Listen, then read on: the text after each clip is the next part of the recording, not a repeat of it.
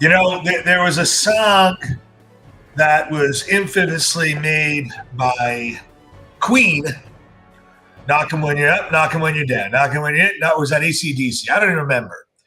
All I remember was that it was depicted in a video about people beating on people. In the Netherlands, just the other day, you had something that in history hasn't been seen since Kristallnacht, since 1933. Not at this level. And you know what? That wasn't a conflict. That was an attack. Welcome, everybody. My name's Stuart Brisgell. That's my co-host hanging out on the wrong side of the screen, considering he's running with the ball. Let me correct that for him. And we're going to peel back a multitude of layers on this subject.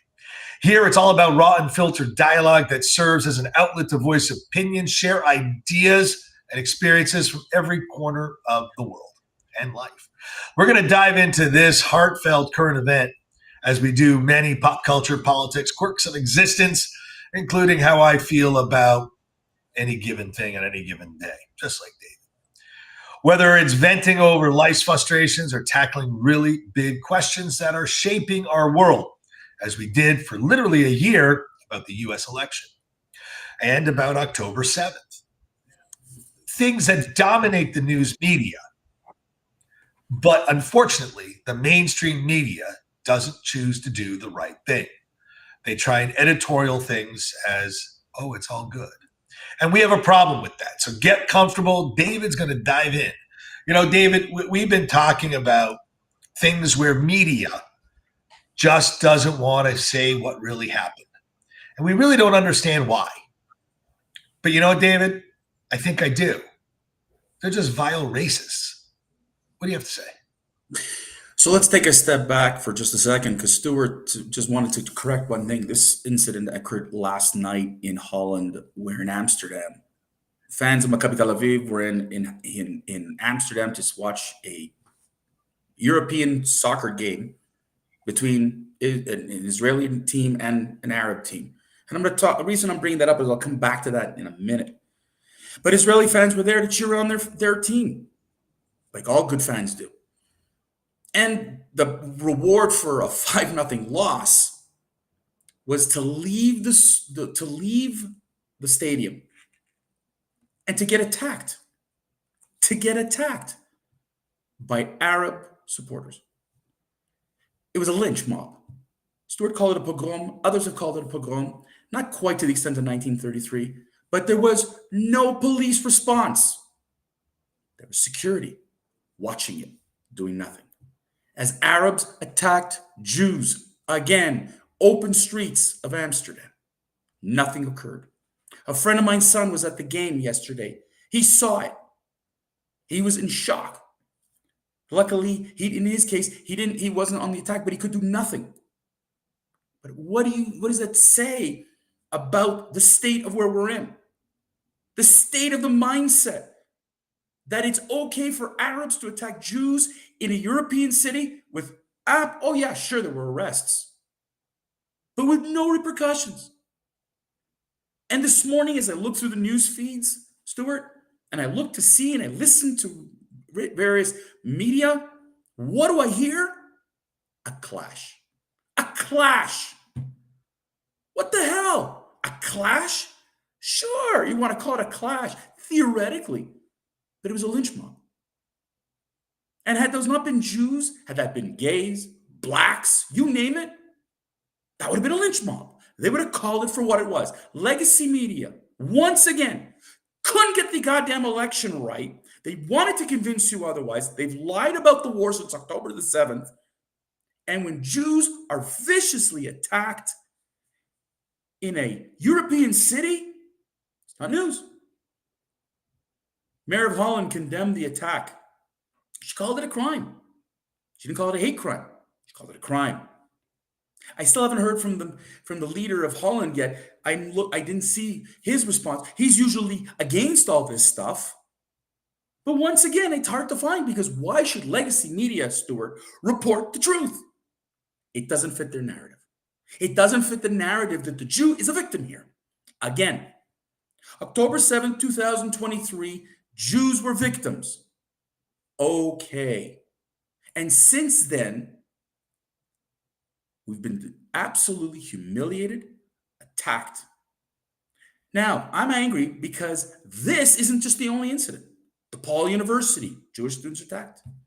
Columbia University and other universities, you hear administrations have failed Jewish students to protect them. Nothing. Zero. Not one condemnation. Where is the condemnation from CNN, who loves to talk about how Trump is so anti this?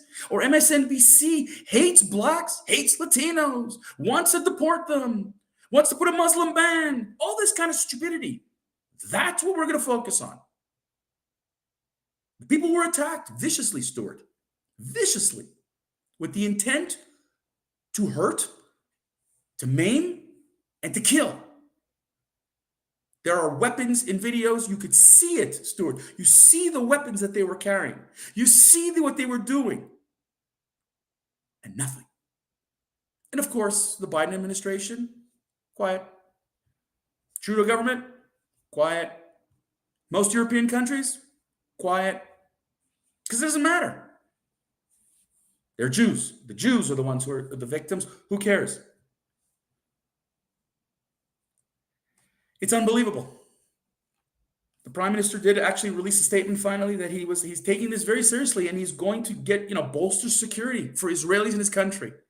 Stuart, this is what the world has become right now. This is what your life and my life has become. Instead of getting rid of the people who are causing the problem, we'll just add more security at a synagogue, at a school.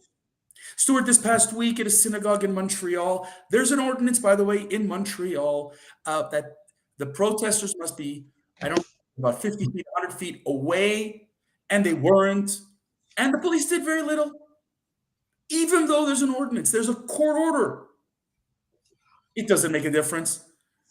I'm sure at your synagogue, Stuart, there's more security, because that's the solution. The solution is to put more guns, more security, not to get rid of the people who are causing the crime, not to incarcerate the haters, not to evict the ones that want to throw them out of the country. Just put more security, because that's what our children need to see. That's what freedom of religion and the freedoms we have garnished. Listen, Israel's had to send now planes to airlift these people out of Holland because their lives are in danger. That's sick. Stuart, I'm at a point where I don't know how this will end.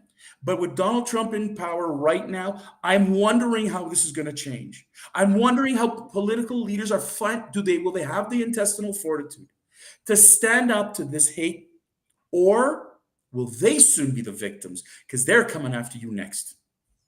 There are 5 people that are in the hospital. There's 62 people arrested. The Dutch Prime Minister, Dick Schoof, expressed his horror at the violence and the anti-Semitic incident across Europe and the ongoing conflict. It is whereby the Palestinians and the Arab countries are saying that the Israelis started it by chanting hateful things. Of course, that's all unverified, undocumented, unsubstantiated. But it sounds like, hey, that's a good way to get out of. That's an excuse why we beat the shit out of this guy. It is an act of anti-Semitism. And you know what? I think the world is going to find out real soon what a lead by strength government really means. England is turned into an invertebrate. Canada is an invertebrate. France is an invertebrate. If you don't know what the word invertebrate is, you can Google it. I hope this country has a fortitude to stand up to tyranny, stand up to totalitarianism, dictatorism, anti-Semitism, anti-Blackism, anti-gayism. You know what? If it would have been a black man that got beaten out of a soccer field who had a gay flag on his shirt, this would have been the front page of MSNBC. It's true, David. I agree with you. Because it was just a simple Jew, That's No, it, not, David. no, not a simple Jew. Okay. Dozens of Jews, dozens of fans who all they wanted to do is to go to a simple soccer game and live like anybody else. Now, can I just throw one thing in? I purposely had to list why Israel is playing in a European soccer team when Israel is in Asia. Okay? Because Israel's not allowed to play against in its own continent. The Arabs have banned Israel from playing in their own continent. So Israel had to play in Europe. They were granted status. And what are Arab or supporters or these so-called Palestinian supporters trying to do? Get Israel banned from playing soccer in Europe.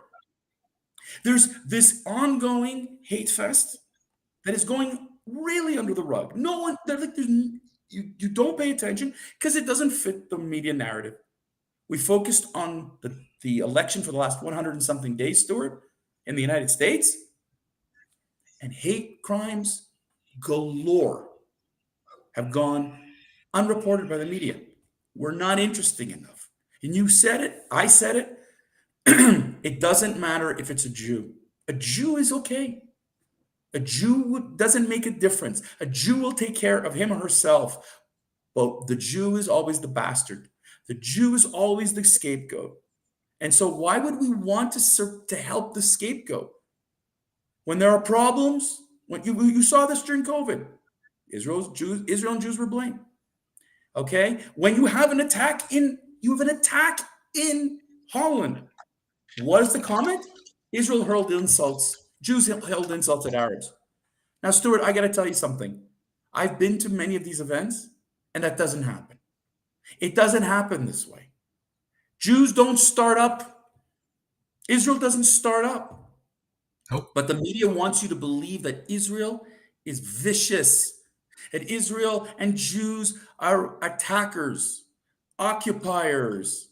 Stuart, this is what the legacy media wants you to believe. And this is my point today. This is the lack of faith you gotta have in in the journalists.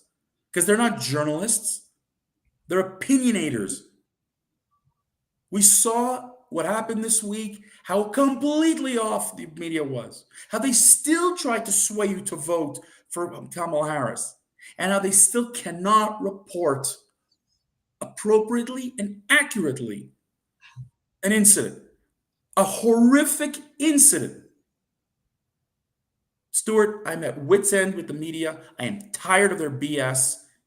And honestly, if we all cut our cords, we'd be a lot better off. I'm sorry, as much as I don't care for guys like Joe Rogan and Megyn Kelly, and I thought podcasters were silly, they're more reliable, unfortunately, than your ABC, CBS, NBC, MSNBC, CNN, Fox, and the rest of them. Sorry. Even Fox I throw in there because at times I can't get it. But for God's sake, people, humans were attacked. Let's stay silent. Let's misreport it. And David, it's very simple. Newspaper has become obsolete. They had nothing to say, no candidates to offer. They just were silent. I thought that was pretty funny. But you know what I found even funnier? Is that the only saving grace that a newspaper has is if it gets out of this editorial mishmash nonsense and start reporting actual news. Because you know what? If they actually went back to the grassroots of reporting news, factual bits and clips of information, and the writers stop being partisan hacks, there actually may be life left for a modern day newspaper. But until that time, David, that sort of media is dead. The point is, yes, the journalists are sucky and we need new newspapers, new radio, new TV, call it whatever it is. But folks, I want to hear loud and absolute condemnation by political leaders. I want to see at what point where's Kamala Harris's condemnation? Where is, even Donald Trump? I'm sorry, I haven't heard a word yet. Come on, people. It's time. Show the world what you really mean. Yep. On that note, David, I'm going to wrap it up. Thank you guys for lending us your ears. A great week. We had fun. We were up very late, very little sleep. Please subscribe, because without subscribing, the social media masters of the world are no longer putting us in your little feed. Remember, we're every Monday, Wednesday, Friday, noon Eastern. Stay connected. with all of our social media channels. You can Google us. You can Frugal us. You can Duck us, DuckDuckGo. You can find us on Yahoo. We're all over the place. Type in therantnetwork.com. David, I wish you a good weekend. Everybody out there, I wish you a safe weekend. For those that are gloating that if you look at the end of the map in the United States, 97% of the United States is the color red by map. Pretty funny. David, last word.